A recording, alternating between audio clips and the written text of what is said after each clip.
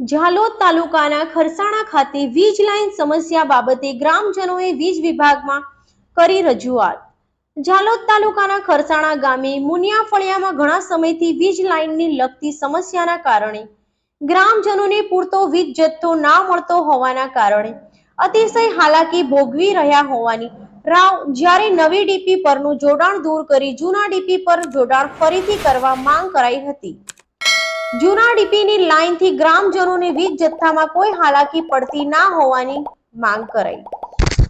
હાલ ચોમાસા દરમિયાન ગ્રામજનો અતિશય હાલાકી પડતી હોવાથી વારંવાર રજૂઆત કરાઈ તેમ છતાં કામગીરી પૂર્ણ ના થતા ફરીથી ઝાલોદ વીજ કંપનીના નાયબ ઇજનેરશ્રીને રૂબરૂ મોટી સંખ્યામાં ગ્રામજનો તેમજ આપ પાર્ટી પ્રમુખ અનિલભાઈએ પરોક્ષ રીતે અધિકારી સમક્ષ સમસ્યાઓ બાબતે રજૂઆત કરી ત્વરિત દૂર કરવા માંગ કરાઈ હતી.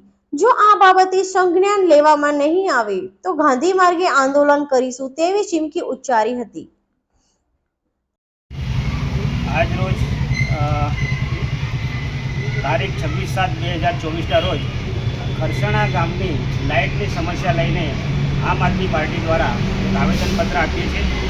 ખરસાણા ગામની અંદર જે મુનિયા ફળિયાની અંદર ઘણા સમયથી લાઇટથી લોકો હેરાન પરેશાન છે. જે વીજ ઓફિસ પર અવારનવાર રજૂઆત કરવા છતાં પણ અહીંયાનું જે તંત્ર કોઈ ધ્યાને ધરતું નથી. ત્યારે ગ્રામજનો આમ આદમી પાર્ટીને આ જે સમસ્યાના નિવારણ માટે છેલ્લે કોન્ટેક્ટ કરે છે અને એમની એવી આશા છે કે ટૂંક સમયની અંદર અમને જે તકલીફ જે લાઇટની સમસ્યાને લઈને પડી રહી છે એનું નિવારણ આવે. એના માટે આજે અમે રજૂઆત કરીએ છીએ.